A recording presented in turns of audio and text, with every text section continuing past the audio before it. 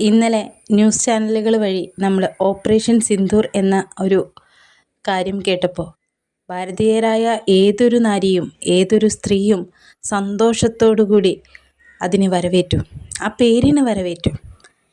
ഈ പേര് നിർദ്ദേശിച്ചത് നമ്മുടെ പ്രധാനമന്ത്രിയാണ് എന്നറിഞ്ഞതിൽ വളരെ സന്തോഷം.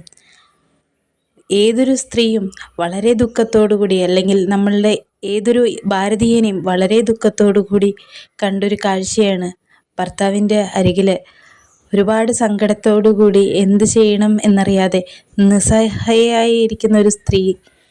അവളുടെ സിന്ദൂരം മാഞ്ഞിട്ട് ഇന്നത്തേക്ക് 15 ദിവസം തികയുമ്പോൾ നമ്മളുടെ ഭാരതം കൊടുത്ത ഏറ്റവും നല്ല മറുപടി.